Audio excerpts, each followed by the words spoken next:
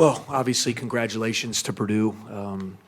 They're a really good team, super well coached, play hard, have really started to play well. They obviously over this week they got a couple good wins, but it's never an easy place to come in here and play. And I'm really proud of my team because I was thinking before I got on the bus to come to the game. We played 9 guys in this game. 5 of them are playing in their first conference game today. 5 of the 9. Our 4 freshmen and Pat Spencer, and one of which, Pete Nance, missed half his season with mono last year. So you're talking about 6 of the 9 guys being thrown into maybe the greatest environment, not only in the Big Ten, but as good as anything in the country with this fan base and, the as good as Purdue plays at home. So for us to come out, to not be rattled by that, to compete at a real high level, I feel like we're getting better. We have to continue to learn how to win. We got the game to 49-42. I thought we were getting a little tired.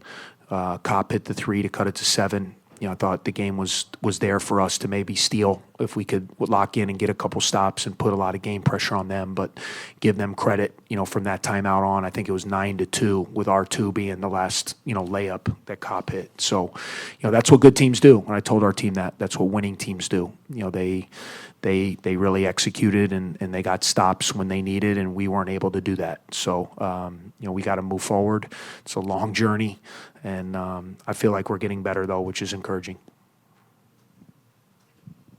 Purdue was able to use their size advantage, that 2 big lineup. How was that something that impacted what you guys were trying to do? Yeah, I thought they did a good job, but if you were to say to me before the game that we were going to hold them to 58 points and, I didn't feel like those guys just completely dominated. I thought they were good players. Harm's got a couple late. I thought we did a good job on Williams. He gets 3 baskets, and all of them, if you look, they were really tough shots. All 3, well, he made 1 layup. The other 2 he made were incredible shots over double teams. So, I felt like we held our own on the glass. Felt like we battled. Our big guys did a good job, but certainly it's different. They play a little different. Not many teams we play against are going to have 2 guys that size. And then we tried to take advantage of some things we thought we could do on the offensive end, and I thought when we took care of the ball, we got some good looks against them. And we just didn't shoot the ball great. You're not going to win on the road scoring 44 points. So, we gotta take care of the ball. We gotta handle pressure a little bit, and then when we do get our open looks, we gotta finish and be able to score the ball a little better. And then with Pete, why was tonight the night where he was able to pick it up offensively? Well, he got some shots early. We felt like he was going to be able to get some pick and pops. If they played those 2 big guys, it meant that one of those guys was going to have to guard him. So we tried to put those guys in some pick and rolls, and he made 2 right out of the gate, which I think gave him a lot of confidence. And then it was exciting to see him put the ball on the floor a little bit. It's something he's really working on. He's gotten stronger. He's really worked on his body, learning how to play through contact.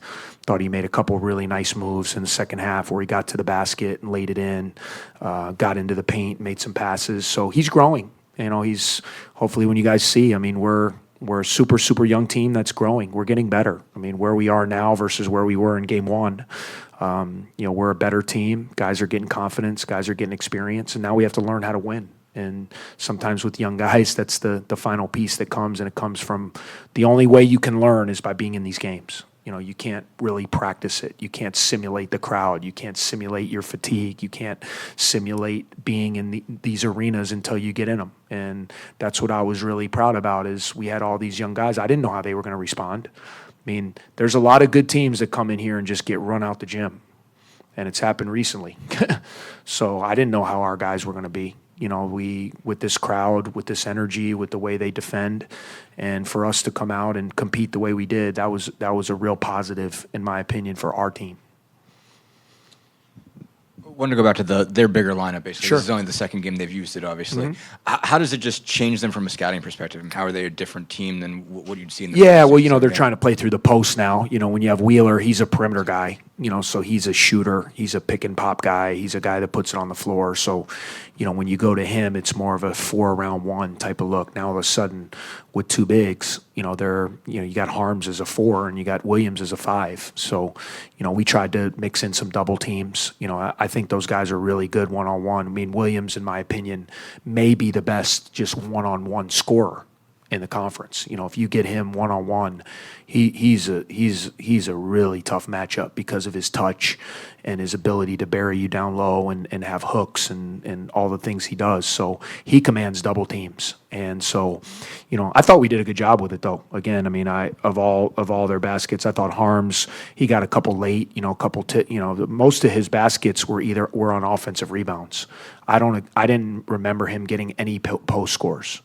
And Williams got 2. So I thought overall, you know, but what they've done is they've gone to their best shooters and put their 2 big guys and kind of played back traditional, kind of how they have been playing with the Hammondses and Swanigans, and, you know, you go down the list of all the guys they've had. And then they have a nice dynamic because you bring a guy like Wheeler in, and he's more in that kind of Vince Edwards mold.